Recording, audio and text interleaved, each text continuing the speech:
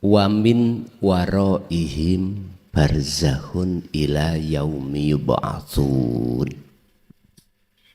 Setiap diri manusia,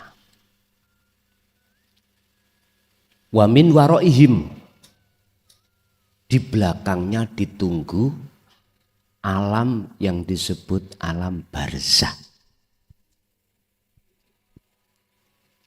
Apa alam barzah? Alam yang menghalangi ruh. Ini syariat dulu. Yang ruh itu tidak akan bisa kembali ke dunia dan tidak bisa ke akhirat sebelum yaumi yub'atsun, hari kebangkitan itu diterjadikan. Bahasa syariat kita angen-angen, kita sudah mati, dikubur di kuburan, didatangi malaikat mungkar nakir, kita dimasukkan alam barzah lah gitu tuh. Di situ ada dua kelompok, yang gak bisa menjawab dikebuki, yang bisa menjawab tidurnya seperti kemanten anyar. Ngoten niku kita mbayangno kemanten anyar, bidadari dan lain sebagainya ngoten ya. Oke. Memang itu waktu dulu kelas kita seperti itu. Ternyata barzah makna secara murad adalah dinding. Yang dinding ini amat tebal yang menghalangi antara ruhaniyah pada Allah. Boleh saya katakan barzah ini adalah hijab nafsu, baik wujud batine maupun wujud zahire. Inilah yang sesuai makalah tadi disebut al-aghyar, yadil aghyar. Ini yang menghalangi ruhaniyah kita tidak bisa nyata no wujudi Allah. Akhirnya yang wujud itu selain Allah. Lah Allahnya bagi kita wujudnya gaib. Akhirnya. Lah, ketika saat barzah ini Allah lepas. Inilah yang disebut mi'raj. Bahasa Kanjeng Nabi mi'raj. Subhanalladzi asra bi'abdihi lailam minal masjidil haram ilal masjidil aqsal ladzi barakna haulahu linuriyahu min ayatina innahu huwas samiul basyir. Ada Isra, ada Mi'raj. Isra perjalanan dari Masjidil Haram ke Masjidil Aqsa. Masjid ke masjid dunia. Itulah berlakunya hukum syariah. Nah mi'rajnya, nek cara sholat, inilah sholat secara syariah. Nah mi'rajnya, beliau dari Masjidil Aqsa ke Sidratul Muntaha. Lepas landas pesawat ini. Tinggalkan dunia. Harus pakai buruk. Tumpaan, keinginan. Harus dalam hati jenengan ada keinginan untuk bertemu Allah. Apa buruknya sampean? Beda pancal, monggo. Makanya buruk itu digambarkan, dikinayahkan jaran tapi kepala wanita cantik. Nah. Artinya itu harus ditinggalkan nantinya. Udah Pak Bu, saayu-ayu bojo jenengan kalau kita meninggal, ditinggalkan betul? Pasti. Mungkin beliau ikut nang kuburan melebu. Anak, harta benda apapun tidak akan menolong, bisa menolong di situ. Kita tinggalkan.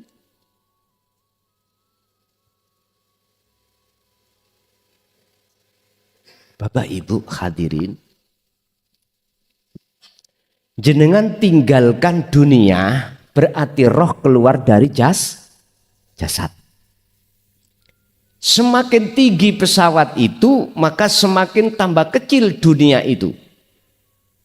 Bahkan sampai pada titik di mana dunia nggak ada.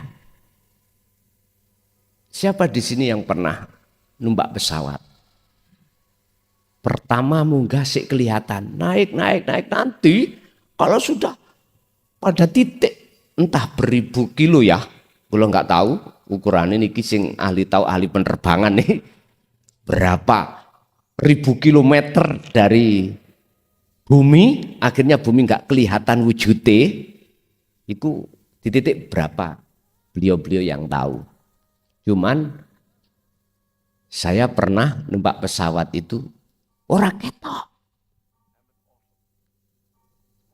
Dunia omah-omah sing tadinya bau besar-besar, mboten kelihatan. Lah, di sini pertanyaannya, wujud kita makhluk masih terasa ada enggak? Kalau tidak, berarti itulah alam mukasyafah. Bahasa Kanjeng Nabi, beliau masih ada di sab langit. 1, 2, 3, 4, 5, 6, 7. Masih di situ. Setelah sampai pada sab langit 7, Malaikat Jibril itu dawuh terhadap Muhammad. Muhammad, aku nggak bisa ngantar kamu sampai ke Sidratul Muntaha Mustawa. Ini kan bahasa isyarah, Pak. Sidratul Muntaha itu sebetulnya isyarah. Termasuk buruk iki sing kok tumpai. Kamu harus membaca tahiyat. Sebab di situ nanti akan cahaya, ribuan cahaya yang akan menghancurkan dirimu dan tidak bisa kamu sampai pada Allah. Sidratul Muntaha iku, Pak, kesadaran penuh. Kalau kita al-kaun, makhluk itu tidak wujud. Siapa di sini yang pernah ikut bimbingan Romo dalam ilmu sejati terkait topo meditasi? Apa maksud tujuannya? Wis minimal lah sholat daim. Fungsinya di situ jenengan itu mencapai Sidratul Muntaha, kesadaran penuh kalau diri kita makhluk, yo gak iso opo-opo, yo gak wujud. Mencapai penuh. Cuman berhubung ini nggak pernah dirilis dalam syariat, akhirnya dikatakan itu ajaran sesat pada saat itu. Tapi kalau sudah mengenal terkait perjalanan Isra Mi'raj Kanjeng Nabi secara hakikat, nggak berani, Pak, mengatakan sesat. Karena yang berhak mengatakan sesat itu hanyalah Allah. Bagaimana mungkin jenengan bisa mendaulat itu sesat, wong jenengan sudah nggak ada. Sing berani dan sah mengatakan sesat ya sing wujud. Wong kita gak wujud.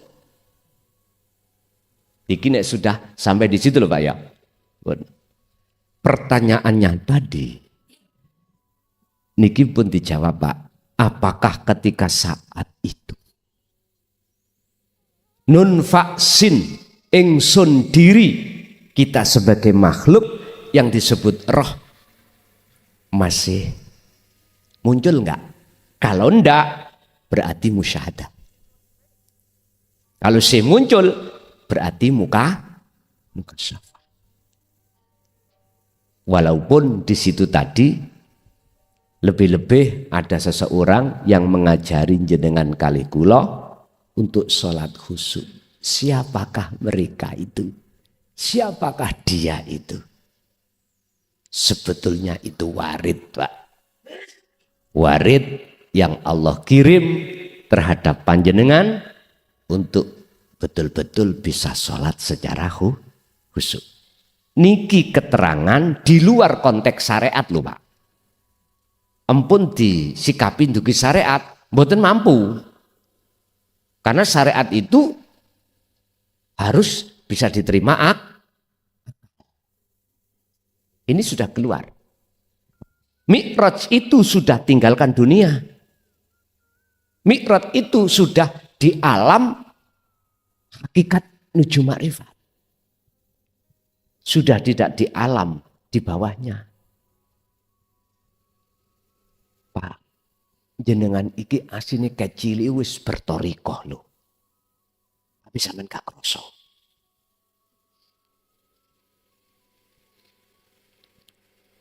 Bertorikoh asine jenengan iki. Toriko gak jalan toh. Rasulullah torikoh iku segala aktivitas ibadah murni atau tidak murni itu torikohnya. Itu jalannya beliau dan beliau gunakan untuk bertemu Allah. Nama sholat ikut torikoh. Nama zakat, puasa, haji, baca Quran, tilawatul Quran, bersolawat, membaca solawat, atau jenengan dahar kerja. Itu nama itu torikoh. Lah syariat iku ilmu nih. Lah syariat ilmu tentang dohiri torikoh iku mau. Apa? Ilmu nih sholat dohiri. Disampan ya kudu menunaikan rukun-rukun sahnya sholat. Menunaikan syarat-syarat sahnya ilmu ini iki wonten fikih. Wis. Tapi kalau ilmunya nyun sewu torikoh untuk bertemu Allah, hakikat tujuannya itu adalah tauhid. Ini harus kita dapatkan juga. Supaya waktu jenengan sholat ngerti ngelmune hakikate sholat. Baru kita akan bisa sambung khusyuk ketemu Allah. Ini Rasulullah gunakan. Jadi saya tidak bicara torikoh yang mutabaroh di luar sana. Enggak loh Pak. Enggak. Itu juga torikoh. Itu juga torikoh. Yuk ada manakibnya. Ada khususiahnya. Tapi kan torikoh namanya itu. Yang disebut muktabaroh, sambung, tergantung jenengan sambung pada siapa. Sambung pada Rasulullah makhluk, apa sambung pada Allah. Saya tidak membuat jenengan muter nang makhluk. Langsung saya memakai tali ini sambungan langsung pada Allah. Walaupun di sisi kami ada yang berbicara, yo nek nabi, yo nek rasul, langsung nang Allah. Saya tidak menyalahkan, tapi saya beda pendapat. Ingat-ingat kita itu umurnya sudah ambu, lemah. Dasar saya, ini wajah tu wajia. Al-An'am 79. Secara hadis hablum minallah. Habl ini kulak tali toh Pak. Minallah langsung nang Allah. Itu bagaimana? Makanya saya berani mengungkap sirul asrar. Wonten mriki. Jadi sampai mboten muter-muter. Dari makhluk A nang B, B nang C, C nang D sampai Z Rasulullah. Ini saya ahadiakan semua makhluk. Rasulullah juga mengatakan begitu. Aku ini juga makhluk. Makanya langsung ditarik hablum minallah. Walaupun resiko saya dihina oleh mereka-mereka yang tidak mutasil sanatnya, sanat keilmuannya, nasabnya. I know reckon you. Mohon maaf ya. Itu mohon maaf. Saya tidak menyalahkan Anda. Tapi tolong jangan juga nyalahkan orang lain yang memakai sistem langsung. Nyun sewu Pak. Dari Mojokerto ke sini lebih cepat Anda numpak pesawat daripada motor. Motor sampai niku mesti kena lampu merah. Kena orang nyebrang. Ayo coba numpak pesawat. Ada nggak bandara sini? Banyuwangi. Banyuwangi ada, gitu. Cuman Jember yang tidak. Wis ndang. Kok ndadekno. Sesuk nek loro ini Pak Rudo ngeten iki nek wis tuyuk gitu. Kan bisa langsung pesawat wer. Lah ngeten toh? Lebih cepat mana? Akal jawab lebih cepat pesawat. Karena langsung tinggal landas meninggalkan dunia. Mboten nenten wong nyebrang Pak di atas ora eneng. Wong nyebrang gak ono. Cuman ono penghalang mendung niku. Nek nabrak mak gleduk. Lah ngeten nggih? Mak gleduk tapi ora apa-apa. Tapi nek sampai ning ngene bumi ketemu penghalang gunung, nyunsep sampean. Nek nabrak gunung.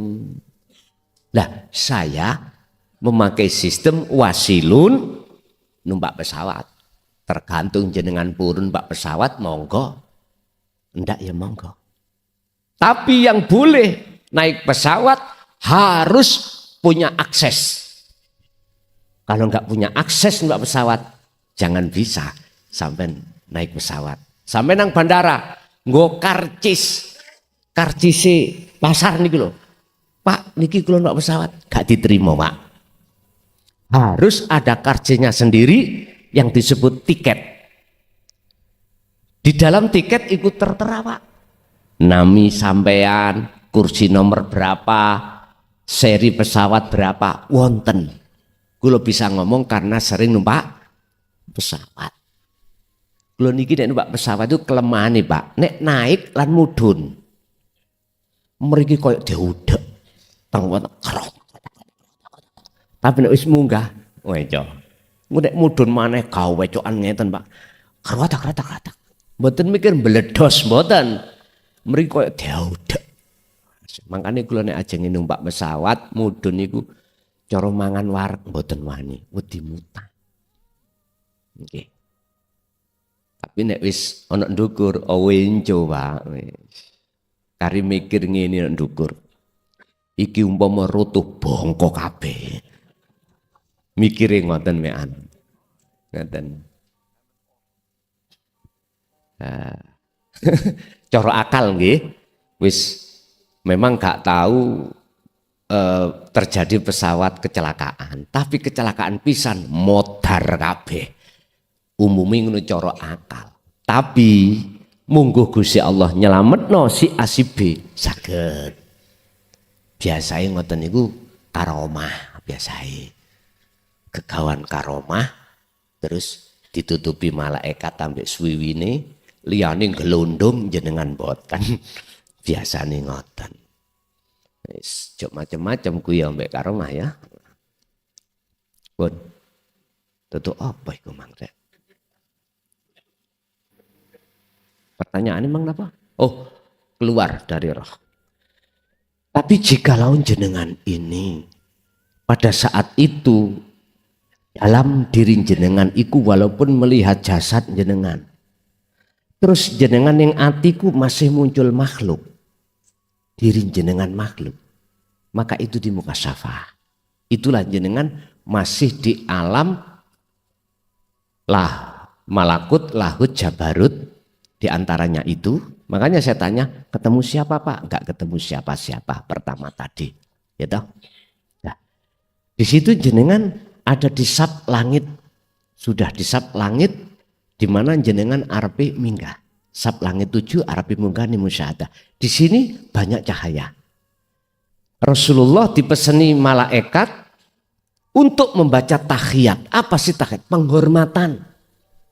Muhammad itu nanti akan bisa sampai ke Sidratul Muntaha Mustawa kalau membaca tahiyat. Apa sih penghormatan? Ternyata tak tuduhki, itulah sirul asrar. Itulah penghormatan Anda pada Allah. Anda sudah tidak mengakui diri Anda yang bisa berjalan. Karena ada yang memperjalankan. Justru dalam hati jenengan mengakui Allahnya. Udah, pray pun. Lainnya Allah sudah pray. Artinya tidak bisa menghalangi Anda. Itulah kesadaran mutlak. Kalau kita sudah tidak bukan siapa-siapa, kalau kita bukan wujud makhluk, tapi wanahnu aqrabu ilaihi min hablil warid. Nahnu, kita, kata Allah. Allah ikut tunggal kok ngomong kita itu, wanahnu. Kita, bahasa lebih mudah. Aku, nahnu diartikan aku, itu lebih dekat dari urat nadi. Wah benar, kesadaran mutlak. Disitulah jenengan kalau betul-betul musyahadah, di situ lepas keakuan jenengan, muncul keakuanku Allah. Ketika saat itu, jikalau jenengan sudah waktunya diletakkan Allah maksum, ruhaninya itu nggak akan turun. Nggak akan turun ke muhadharah atau ke mukasyafah. Sekalipun secara syar'i ruhaninya sampai wonten muhadharah atau ke mukasyafah. Tapi jikalau kita diturunkan ke mahfud, mahfud itu ada dua, musyahadatul fana dan kamil. Di mana suatu saat muncul keakuan makhluk. Suatu saat muncul keakuan Allah.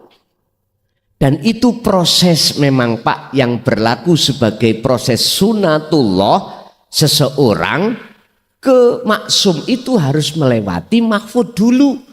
Ke bako itu melewati musyahadatul fana dan musyahadatul kamil.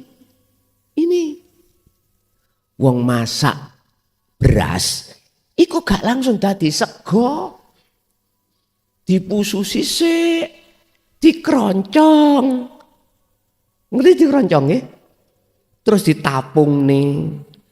Terus nek pas napungno kan beras utawa sekul nasi yang setengah mateng nggak boleh jadi satu dengan air. Nek waktu ngeroncong jadi satu. Nek waktu napung, nih wong Jawa napung. Ono sarangane Pak. Airnya di bawah sarangan. Lah nasi yang setengah matang di atas sarangan.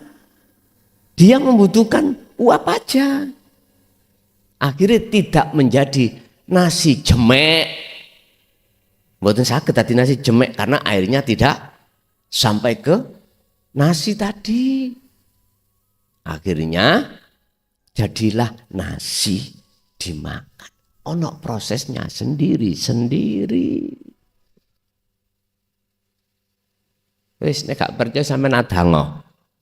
Ibu kangen tilem sampean pususono. Waktu mususi nek ono krikil mesti diilangi. Ada lasnya mesti diilangi waktu nginteri. Udah dikeroncong. Bahasanya keroncong itu masih dicampur dengan air. Setelah habis kita tas dandang kita makan. Air di dalam dandang itu harus di bawah sarangan. Baru kita tapung nasi setengah matang tadi. Hanya membutuhkan uap untuk mendorong sampai namanya nasi. Jenengan gitu. Jenengan kalau sudah tinggalkan dunia ini butuh tikir tadi untuk mendorong. Anda sampai ke Sidratul Muntaha. Nek ora iso. Secara akliyah lo ya sistem. Tapi jangan songko Gusti Allah itu gak iso. Yang keluar dari sistem tadi. Jenengan lahir procot, sampak mati, makrifat terus. Walaupun gak belajar, mampu gak Allah? Mampu. Allah itu bersifat innallaha ala kulli syai'in qadir. Kita tidak tahu manusia lain kalau beliau itu diajari Nabi Khidir. Enggak tahu. Warid yang dibentuk Nabi Khidir oleh Allah, utusan Allah. Kadang jenengan wau Pak. Itu siapa? Pertanyaannya ya. Bisa juga Nabi Khidir. Bisa juga warid malaikat. Itu suka-suka Allah. Suka-suka Allah. Urusannya Allah sudah. Pokoknya bukan wewe gombel. Sampai mengajari jenengan untuk sholat khusyuk. Jelas itu adalah warid minallah. Urusan Allah, malaikat atau Nabi Khidir urusannya Allah.